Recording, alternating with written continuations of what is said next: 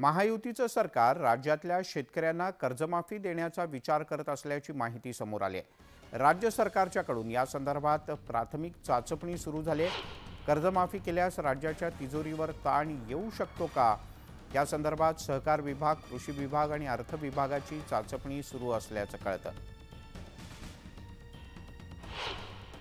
मुख्यमंत्री महोदय त्याची चाचणी करू लागले। तशा पद्धतीची परिस्थिती आणि अधिकाऱ्याकडून त्यांचा ओपिनियन, फायनान्सचा मोठा रोल असतो। शेवटी पैसा द्यायचा आहे तर फायनान्सच्या मंजुरीशिवाय देता येत नाही। यामध्ये राज्य सरकार किती देईल, केंद्र सरकार किती देईल, अजूनही निश्चित झालेला नाहीये। परंतु मुख्यमंत्री महोदय याच्याबद्दल सकारात्मक त्यांची भूमिका आहे।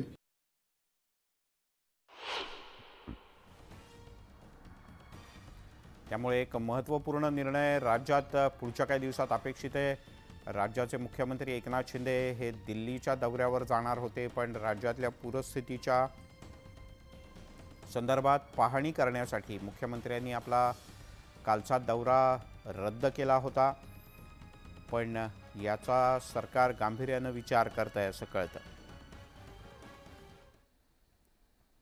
आगामी विधानसभा निवडणुकांसाठी राज ठाकरे यांनी मुंबईतील शिवडी आणि पंढरपूर मंगळवेढा या मतदारसंघातल्या उमेदवारांची घोषणा केली। पण राज ठाकरे यांनी वरळी विधानसभा मतदारसंघातल्या उमेदवाराच्या नावाची घोषणा करायचं टाळलं। मनसेनं वरळीतल्या उमेदवाराची घोषणा का केली नाही, यावरून राजकीय वर्तुळात तर्कवितर्क लावले जात आहेत। विधानसभा निवडणुकांची घोषणा होण्यापूर्वीच राज ठाकरे यांनी आपले उमेदवार जाहीर करत आघाडी घेतली आहे। सोलापूरच्या दौऱ्यावर असताना राज ठाकरे यांनी मुंबईतील शिवडी आणि सोलापुरातील पंढरपूर मंगळवेढा विधानसभा मतदारसंघातल्या उमेदवारांच्या नावाची घोषणा केली। शिवडीतून बाळा नांदगावकर तर मंगळवेढा विधानसभा मतदारसंघातून दिलीप धोत्रे यांना मनसेनं उमेदवारी जाहीर केली आहे। गेले 2 टर्म निवडणूक लढवली नव्हती। 2 टर्म नंतर निवडणुकात पक्ष प्रचारात मी होतो। साहेबांनी मला पक्ष प्रचारात ठेवला होता आणि 2000 मला वाटतं 14 नंतर मी निवडणूक लढवली ती। आता 10 वर्षांनी निवडणूक आता लढवतो, त्यामुळे एक भावना वेगळ्या आहेत आणि माझ्या मतदारसंघातील लोकांची सेवा करण्याची संधी मला आणि बापूला त्यांच्या मतदारसंघातील लोकांची सेवा करण्याची संधी दिली, त्याबद्दल साहेबांचा आभार मानतो। आणि आमच्या मतदारसंघातील लोकांना एवढंच सांगू इच्छितो, विश्वास टाकू नका।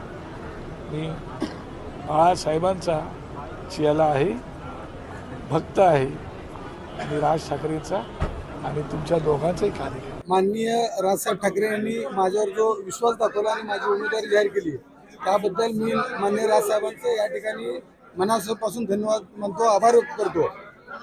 गेल्या 10 वर्षापासून मी पंढरपूर मंगळवेढा मतदारसंघामध्ये अतिशय चांगल्या प्रकारचं त्या ठिकाणी काम करतो आणि ते सगळ्या जनतेला माहीत आहे। पंढरपूर मंगळवेढा मतदारसंघातील जे कोणते प्रश्न असतील त्या सर्व प्रश्नाची सोडवणूक महाराष्ट्र नवनिर्माण सेनेच्या माध्यमातून माननीय राजसाहेब ठाकरे यांच्या नेतृत्वाखाली आम्ही कायम करत आलोय। आगामी विधानसभा निवडणुकीत 250 ते 250 जागा लढवणार असल्याचं राज ठाकरे यांनी पुन्हा एकदा जाहीर केलंय। आता 2 मतदारसंघातल्या उमेदवारांची नावं जाहीर करून विधानसभेत एकला चलोरेच्या दिशेनं राज ठाकरे यांनी आणखीन एक पाऊल टाकलंय।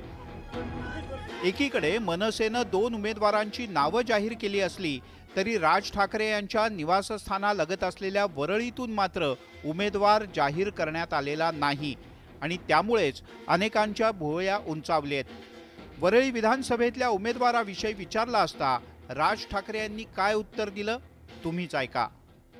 कोण कुठच्या मतदारसंघात उभा याच्याशी मला काही देणं घेणं नाहीये। आम्ही ज्या ठिकाणी उमेदवारी लढवायची आहे, म्हणजे 2009ला आम्ही तिकडे जेव्हा निवडणूक लढवली होती त्यावेळेला आम्हाला जवळपास तिकडे 36 का 38 हजार मतं आहेत, कळलं? आणि याला लढवणार निवडणूक। काय ना की 5 वर्षानंतर पक्ष उठलेला आहे परत झोपून आणि निवडणुकीच्या काळात जागे होतात, दौरे चालतात, महाराष्ट्र पिंजून काढणार किंवा असं तसं। सुपारी पक्ष ते त्यांचं काम करतील, आम्ही आमच्या जनतेच्या सेवेचं काम करतो। 5 वर्षात कोविडचा काळ असताना किंवा इतर काही मुंबईत चांगलं वाईट घडत असताना हा पक्ष दिसला तरी होता का, म्हणून आम्ही ह्यांच्याकडे जास्ती लक्ष देत नाही। सुपारी पक्ष तिथेच राहील। वरळी हा हाय प्रोफाईल विधानसभा मतदारसंघ बनलाय। राज ठाकरे यांचे पुतणे आदित्य ठाकरे हे वरळीचे आमदार आहेत। विशेष म्हणजे गेल्या वेळी मनसेनं आदित्य ठाकरे यांना बिनशर्त पाठिंबा दिला होता, तसंच वरळीतून उमेदवार उभा केला नव्हता. मात्र यावेळी मनसे वरळीतून उमेदवार देणार असल्याचं खुद्द राज ठाकरे यांनीच जाहीर केलंय. वरळी विधानसभेत मनसेकडून संदीप देशपांडे यांच्या नावाची चर्चा सुरू आहे. यावर राज ठाकरे काय म्हणाले, जरा नीट ऐका. संदीप देशपांडे यांना त्यांच्या नावाची चर्चा सुरू आहे. हो, त्या नावाशी यादी येईल तेव्हा बघा. च्या विरोधात संदीप देशपांडे निवडणूक लढतील अशी चर्चा आहे, कारण त्यांची तयारी. मला वाटलं बायडन येत आहेत. लोकसभा निवडणुकीत राज ठाकरे यांनी महायुतीला बिनशर्त पाठिंबा दिला. त्यावेळी राज ठाकरे यांनी विधानसभेच्या तयारीला लागण्याचा आदेश मनसैनिकांना दिला होता. मनसेच्या पाठिंब्याच्या पार्श्वभूमीवर महायुतीत राज ठाकरे यांच्या मनसेचा प्रवेश निश्चित मानला जात होता. सगळेच जण आम्ही त्या तयारीने लागलेलो आहोत. तुमच्यापर्यंत ही सगळी लोक येतील आणि मग त्याच्यानंतर युती होईल का, आपल्याला कोणत्या जागा मिळतील, असला कोणताही विचार मनामध्ये आणू नका. जवळपास 250 ते 250 जागा आपण लढवणार आहोत. पण लोकसभा निवडणुकांच्या नंतर राजकीय चित्र बदललं. महायुतीला लोकसभेत अपेक्षित यश मिळवता आलं नाही. उलट भाजपची सगळ्यात जास्त पिछेहाट झाली. अशातच राज ठाकरे यांनी विधानसभा निवडणुकीत स्वबळाचा नारा दिलाय. जी आपली भूमिका होती त्यानंतर विधानसभेला असं चित्र वाटत होतं की आपण नेमकं काय झालं, आपण काय झाल्याचा विषयच नव्हता. त्यावेळेलाच मी सांगितलं होतं की ही युती ही लोकसभेला नरेंद्र मोदींना पाठिंबा देण्यासाठी आहे. बरोबर आहे. त्याच्यामध्ये मी कधी बोललो का विधानसभेचा काही विषय बोललो का? नाही बोललो. आता राज ठाकरे यांनी विधानसभेसाठी 2 उमेदवारांच्या नावाची घोषणा करून आघाडी तर घेतली आहे. त्यांनी एका दगडात 2 पक्षी मारल्याचं बोललं जात आहे. सत्ताधारी महायुतीवर दबाव वाढवण्यासाठी तर ही खेळी नाही ना. तसंच वरळीतल्या उमेदवाराविषयी सस्पेन्स का ठेवला, याविषयी राजकीय वर्तुळात चर्चा आहे. Bureau report, news 18 Lokmat. तिकडे जळगावच्या अमळनेरमध्ये भूमिपूजन सोहळ्यात राष्ट्रवादी अजित पवार गटाचे मंत्री अनिल पाटील यांनी मंत्री चंद्रकांत पाटील यांच्यासमोर पुन्हा आमदार होण्याची इच्छा व्यक्त करून दाखवली.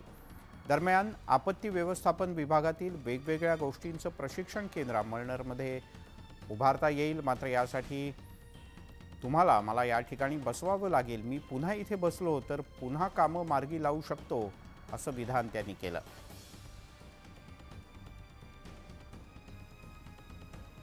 एक युनिव्हर्सिटीमध्ये तयार करून दुसरा एक मानस आमचा असा आहे की एसडीआरएफची जी टीम असेल किंवा ज्यांना ट्रेनिंग रेस्क्यू टीम जे असतात आपत्ती व्यवस्थापनामध्ये, ज्या रेस्क्यू टीमचं सुद्धा या ठिकाणी एखादं ट्रेनिंग सेंटर जर का आपण उपलब्ध केलं अमळनेरला, तर एक वेगळं महाराष्ट्रामध्ये काम केल्यासारखं येणाऱ्या काळामध्ये आपल्याला ते दिसेल.